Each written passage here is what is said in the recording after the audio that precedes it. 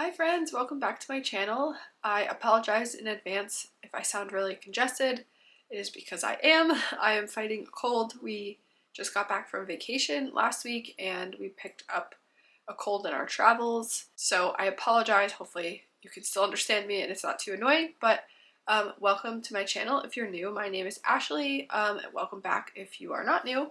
In today's video, I wanted to give you guys an August homeschool update.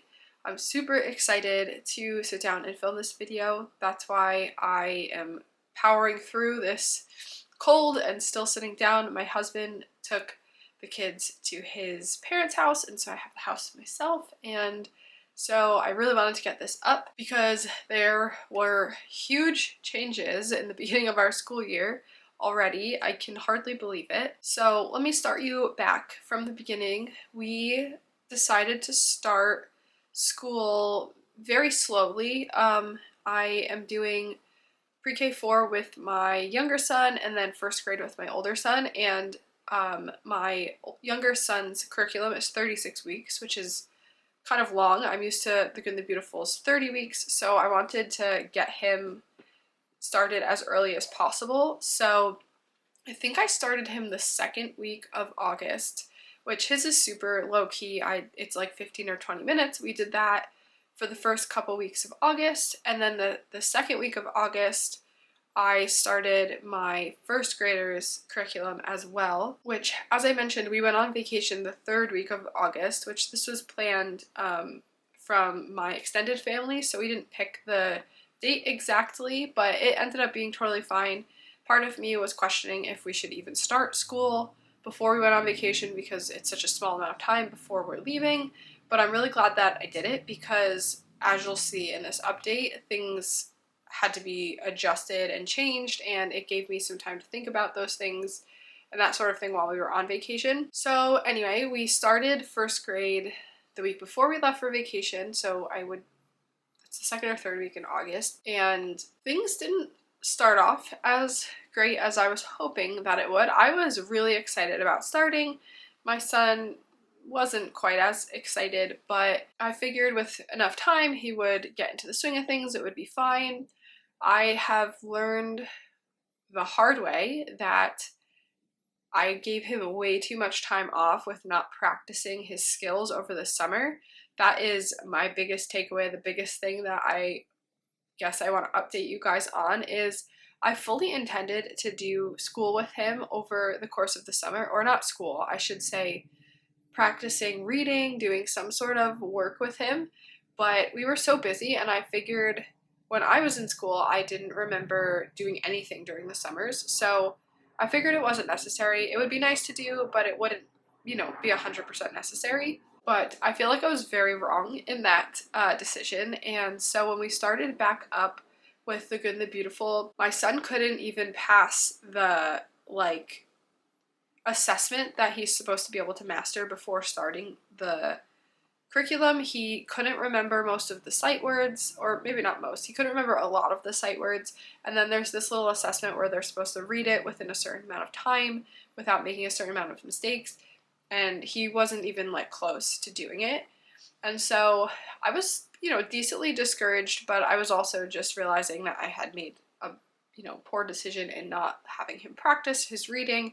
But I was like, it's gonna be okay. We'll just keep practicing. He's gonna pick it back up. He's a really smart kid. No big deal. So we continued on for the week and we did a lot of review. I kept having him practice those sight words, but I was also kind of trying to get him to do the first page of the booster books of Good and the Beautiful, and he was really struggling to remember all of the words. And then I think we went on vacation and I kind of was like, I don't know, we're gonna have to sit down and think about this, and maybe when we come back from vacation we'll just keep practicing, things will come back. But that leads me to when we came back from vacation and things were not better, as you might imagine. And it was kind of the same.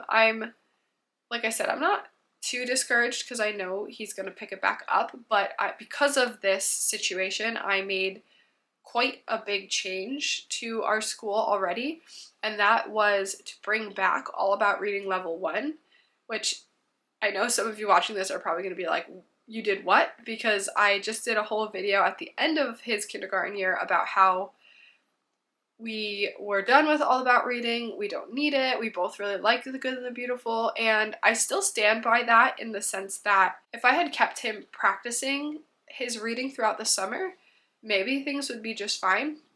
But I think I'm going to actually do an All About Reading versus The Good and the Beautiful Part 2, because I'm realizing that I didn't like see certain things at the end of his kindergarten year, and that there are things that I want to update you guys on now that are different between The Good and the Beautiful and All About Reading. So that's what I did. I brought back All About Reading Level 1 because we still had it. We hadn't actually gone through it. We only did some lessons last year, and it felt like he didn't need them last year, but I decided he definitely needs the extra practice now, that once he goes through it, he's going to be fine, but he just needs to kind of his memory needs to be refreshed. So we actually started from the beginning, and I can tell he's, you know, decently bored by it. Don't mind my dog, she is fixing her bed. So even though he is a little bit bored by it, I want to power through and kind of get him back up to speed that way rather than jumping ahead, because he's really like struggling with his fluency, even his 3-letter words. For some reason, he is still not super fluent with them, and I feel like I remember from the end of last year, he was like decently fluent with those words, but not as much as I feel like I would like him to be. So we are just going to be practicing a ton, and we're doing like 2 or 3 lessons a day, mostly 2, but he's reading a lot, and I'm going to have him practice before he goes to bed as well. We're going to go to the library and pick out books to practice and that sort of thing. So that's the biggest update. But honestly, that's not all. We also made a huge change to our math curriculum because kind of something similar happened with the math. I wouldn't say he regressed as much with his skills for math, but I will say that he was struggling to focus for the math. I kind of remember from the end of last year, we had started the first grade. I think we did 3 or 4 weeks of it, first grade math from The Good and the Beautiful, and I could see it was definitely a jump from their kindergarten book. I loved their kindergarten book. My son loved their kindergarten book. I think it's really good, but I'm finding already that I don't like their first grade math. We actually ended up switching the math as well to Math with Confidence. So we did 1 week of Math with Confidence, and I can already tell it's going to be so much of a better fit for him. I was really reluctant to change the math because we really enjoyed The Good and the Beautiful kindergarten, although I do remember saying in a previous video, I believe, that I wasn't 100% sure that the first grade math was going to work. I felt like it was very spiral, and I remember hearing people talk about it online that it jumped around too much, like it didn't go deep enough, and I was really reluctant to feel that way because I feel like it does go deep, but I think I agree with it jumps around too much, and I think some kids can learn that way, and it's fine. Like, I don't think it's the curriculum that's the problem, but I think for other kids that they just need it to be a bit more focused on one topic at a time, because I found it was fine for his kindergarten year because he was, I don't know, he was learning such basic things that like counting, and it's really mostly counting and addition, and then a little bit of subtraction toward the end of the year, but it was a lot of repetition of things that he mostly knew. So now they're trying to introduce too many new topics at the same time. Like, they had him counting on 3, so it was like 18 plus 3, 24 plus 3, like these big numbers. And like, I'm trying to teach him to do it, obviously, like with his fingers, like 18, 19, 20, 21. And in theory, I feel like you should be able to do that, but it just seemed so like out of left field almost, and just kind of so far into the future of like what I feel like he should be doing, which is why I'm really liking Math with Confidence, because it doesn't do that at all. It doesn't jump into like these future skills that they should have, and it stays more basic, and then it goes really deep with the basics, and then it moves up slowly. And so I'm really excited with it. Maybe we'll do another video on this because I clearly have a lot of things that I can say about the math as well. Maybe I'll do like a math with confidence flip through and first impression type deal, compare it to The Good and the Beautiful. Let me know if you would find that interesting. If any of you guys started The Good and the Beautiful first grade math, I'd love to hear how it's going for you. If you guys have found something similar or if it's just working for you guys. Part of me is like sad because like I do really like The Good and the Beautiful. I love how aesthetically pleasing it is. Obviously that's not important when it comes to school, but like that was a plus obviously. And I really do believe they're a really good company and their heart is in the right place and it's good for so many kids. But yeah, we made the switch and I'm kind of surprised by it, but not 100% surprised, if that makes sense. So that brings me to, are we going to totally drop The Good and the Beautiful language arts? Because we're starting with level 1 of All About Reading. Obviously, it's not going to take him that long to get through that because he learned all of that in his kindergarten year, and this is just kind of like a very quick refresher in the beginning of the year, which is why I wanted to start early as well, because, you know, in case things like this happen, then we have plenty of time to get back up to speed and, you know, get on with the schedule. And so I have been thinking through what I want to do when we get to the end of level 1 from All About Reading, and I'm honestly not 100% sure. What I'm thinking of doing is possibly starting back up with The Good and the Beautiful first grade language arts and seeing if he does better with it after going through the level 1 completely. And I think maybe once he's refreshed, he might be okay to continue on.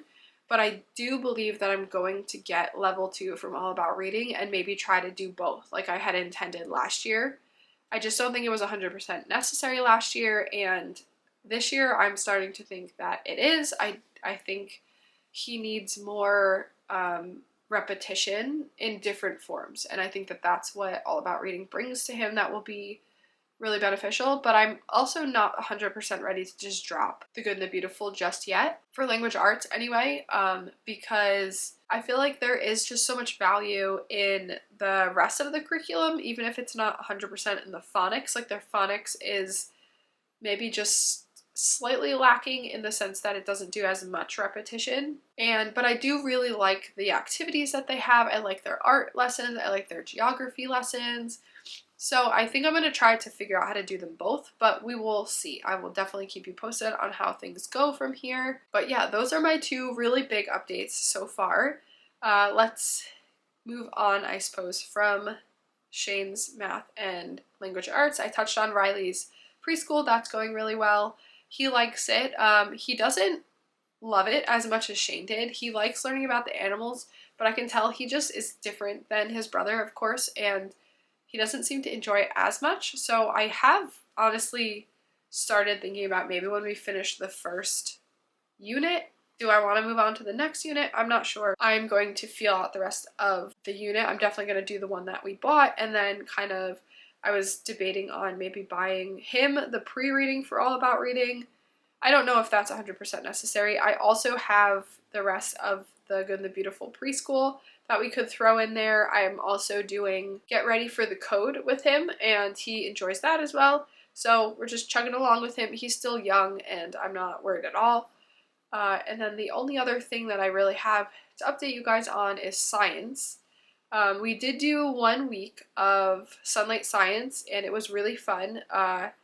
It seems really doable, which I'm excited about. We watched the experiment. We haven't done it yet. That has been harder to get to, with like getting ready to go on vacation and then coming back from vacation, and then we got sick, and I was dealing with all of this change of, you know, with Shane and everything. And so I'm hoping that we get to be more consistent with it, because this week also we didn't do it, but I'm really excited about it. The boys really liked it. They loved watching the experiment video, so at least at that, I just really want to do more of the experiments. I don't want to just have them watch it. I know some people do that, and I think it's totally like fine to do that, but I know they like will just love doing the actual experiment, so I need to be a bit more on it with that. But so far we've loved that. We did not do any of our geography yet, which we have not grasped the 50 states study. I am excited to do that too, but I'm also just kind of figuring out our schedule.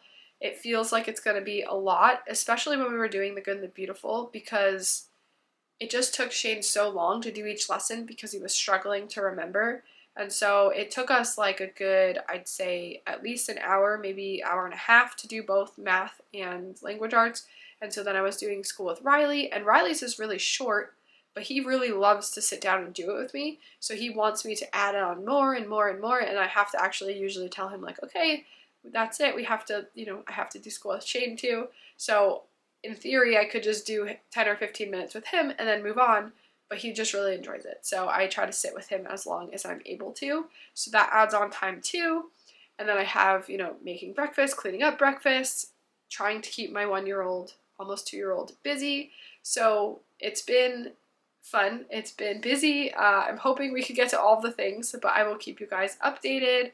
I'd love to know how your time back to school is. If you even started, actually, let me know if you started this month or you're waiting until September, which is around the corner. It's so good to be here with you guys. I am hoping to, start posting more regularly, and thank you so much for watching. If you made it to the end, don't forget to subscribe if you are new, and I will see you in the next one.